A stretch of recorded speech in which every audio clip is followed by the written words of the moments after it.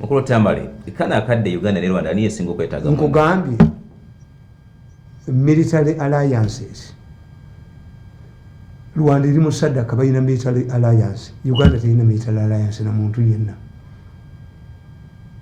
So Uganda ne Rwanda ani asingo kwetaga nozanyeza anti zekyenkubuulidde nti survival ambuliko court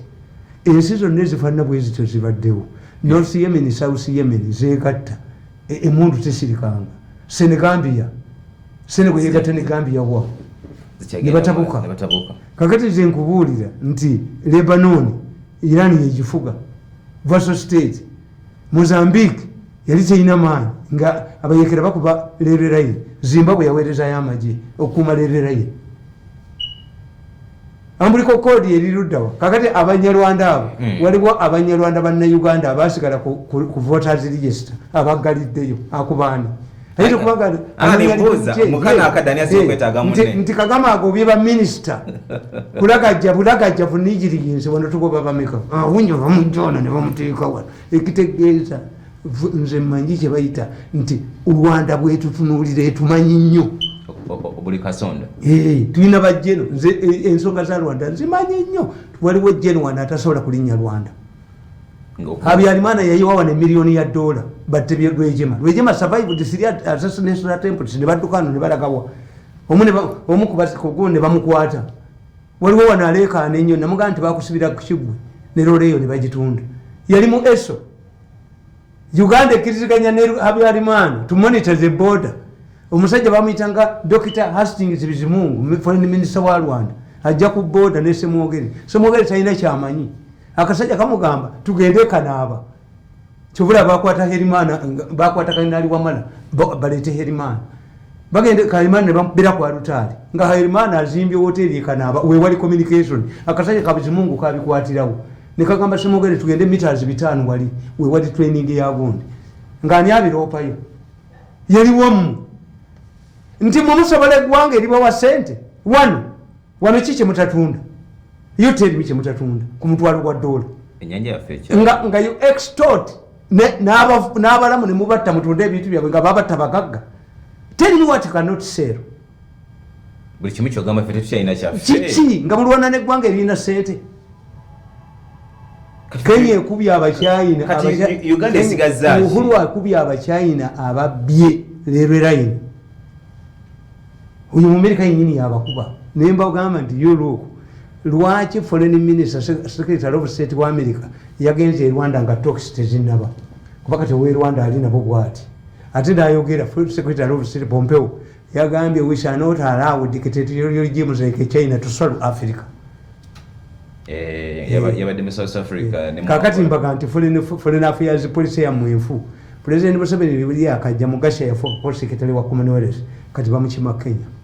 Kisamba Mugero yagenda ku international body Gondi omukazi ono secretary ko yagenda ku international body mbuli ayo munna Uganda afunye mu kiseera kino mulimo gwebweru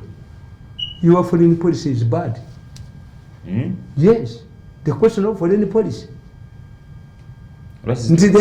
the most senior diplomat of Uganda is Museveni luli abadde akivuga ekintu kye nti ndagenda ne president e China nga bamutute mu banka mu gatatwala baluwa kuba China bagezi balina banka ya government balina company za government ezitabba ne banka z'abantu ezigaba enguzi kati abawano bagenda mu banka ezigaba enguzi president atuuka mu banka musajja ayogera luzungu lulungi ennyo amugasira banka ku baluwayo gatudde wano getunudde kakabbi bwegati president yaddana mu Uganda n'akagamba mu ebbaluwa eriwa oyo musajja banka gye tulimu eyina sente singa Uganda kafukunya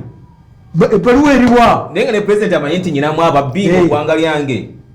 ng'atunula butunuzi bw'ati yali ambassador n'agamba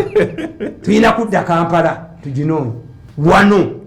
president yakagamba wano mugiwandiike kati nekifuluma nekigiwandika nekigireeta tamalolabye ebintu munsi kakati omusajja omukyayina kyava agamba I strongly doubt whether they brought that letter here but if they did you see my pen I will use it to knife the heads of those who hid that letter but I strongly doubt that letter was brought here ne Museveni n'akwata ekkalaamu ye naga nti I can assure you olongoli naye if this letter was not brought here ne bandeeta one I will use this pen to cut off their heads minisita bamugoba ali mu badvisor ali gangalabi mukuta amatu ngende kwa byenjigiriza so amatendekera gawa let me tell you basically when basically allegedly declared war on the government his business like fuel stations and farms operated as usual at times even serving government department mpandika 12 nti besi mumuse nda omusajja bwagenda mu buyekera mukati ngofu supply lines yakola RPA kayibula yejikuba e Congo bali yako embuzi ku farm ya dempunu emu bali yakumpunu ku farm ye petrol stations zikola okumanya petrol stations abesi bazikuuma basajja bali bazo kubba baba kuba amasasi ngati banabana ku petrol za besi za toto Bobi Wine yakola ki za toto Bobi Wine yakola ki toto ebintu bye ate kampuni z'abazungu zitya nnyo omuntu ali mu opposition bakugamba nti kati MTN eyinza okola akalango ka Bobi Wine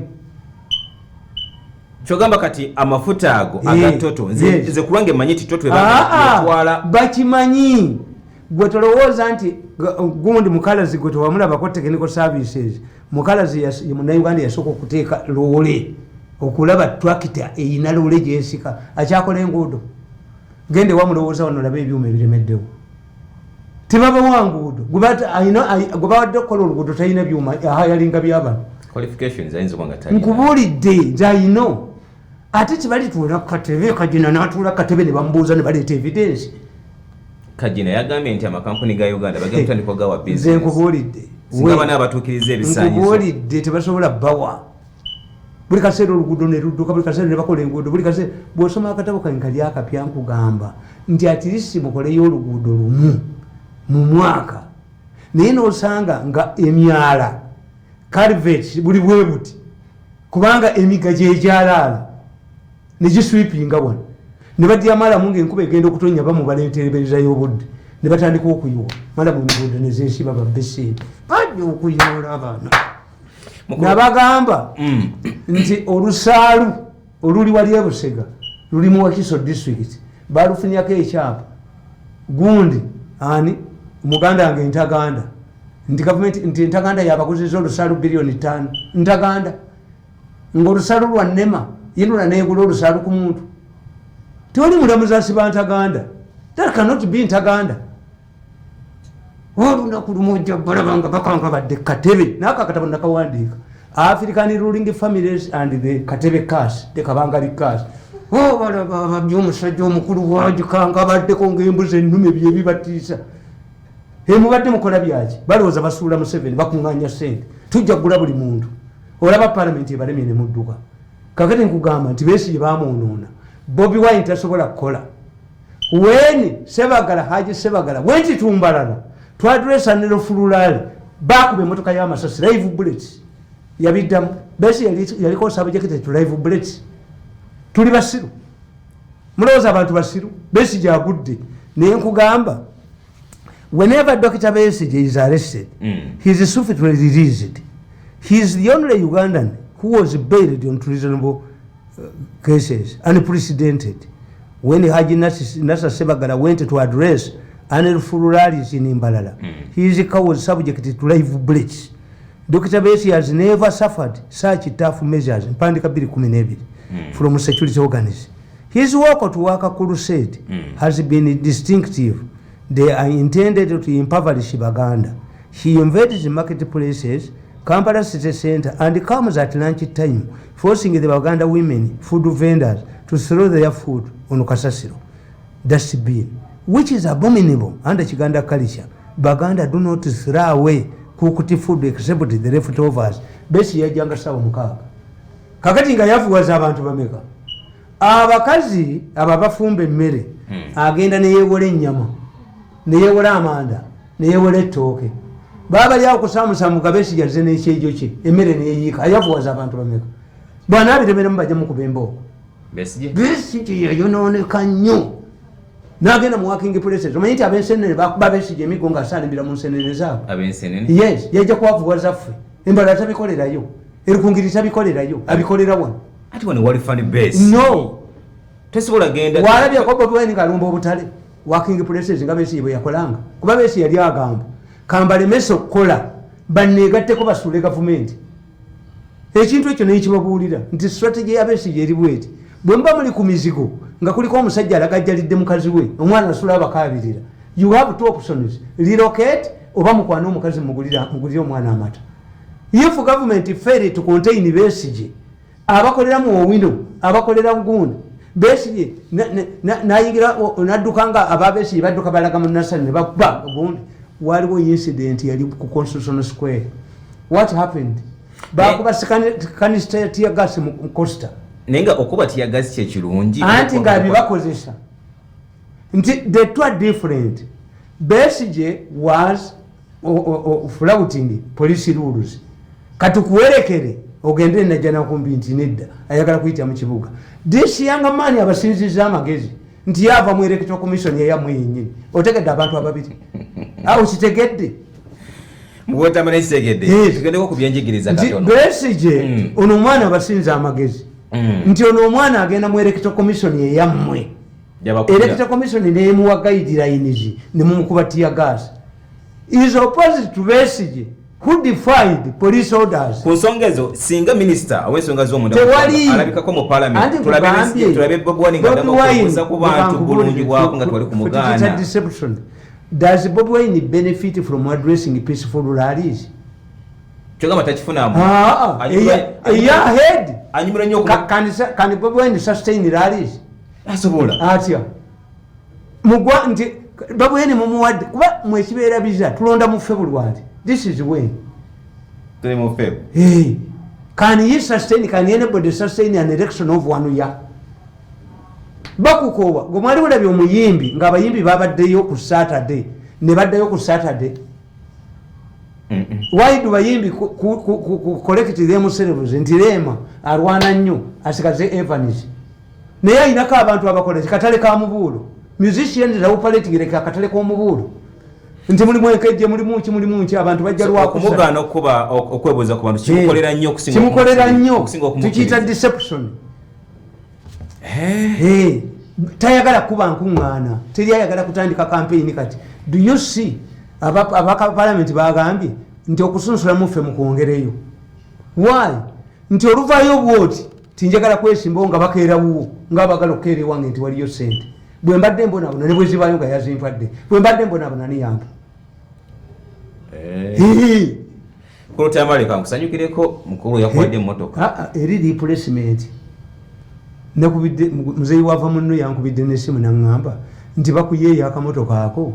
tebamanyi nti bw'ovuga benzi yendi wava munno obuuze mu basajja bagula benzi empya oba siriimu kubanga waliwo famire esiba bodaboda empina nti ekisose mu famire ewaffe nga twapaakinze abazzukulu n'abaana tuweza benzi 10. Tamale yes Mmotoka ya facilitation.